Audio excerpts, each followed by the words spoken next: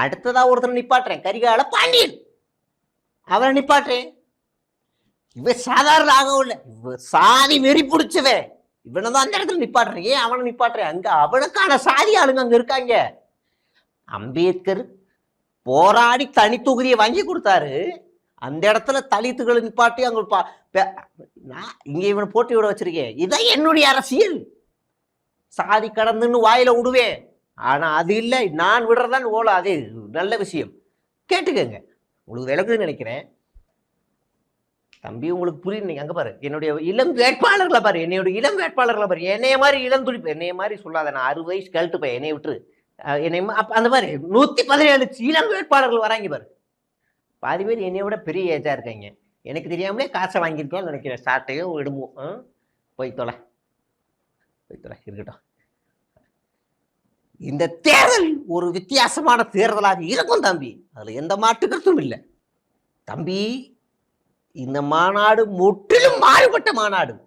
கலை இலக்கியங்கள் நீ பார்த்திருப்ப, கூத்தடிக்கிற பார்த்திருப்ப. இந்த மாநாடுல உலகத்திலேயே எங்கேயுமே இல்லாத பஞ்ச் இந்த மாநாடுல இருக்கு தம்பி. உலகத்திலேயே எங்கேயும் இல்லாத பஞ்சு. செஞ்சு காட்டவா?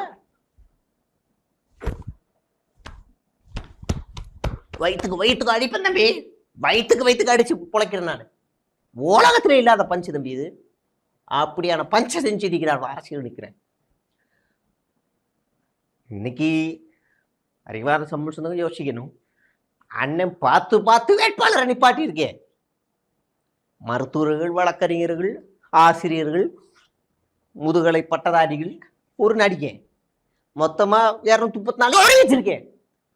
எங்கடா மீனவனை காணோன்னு கேளுங்க, எங்கடா விவசாய காணோன்னு கேளுங்க, எங்கடா ஆடு மேய்க்கிறவனை காணும், எங்கடா மாடு மேய்க்கிறவனை காணும், எங்கடா பழையவனை காணும். என்ன செருப்படுத்தாடிங்க. அப்ப எனக்கு ரோசம் வராது.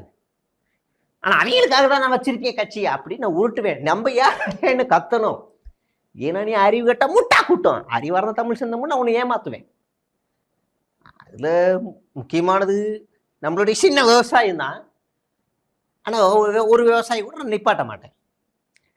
ஏன்னா விவசாயி பிச்சைக்கார பையலா இருக்கேன், காசு தர மாட்டேன்.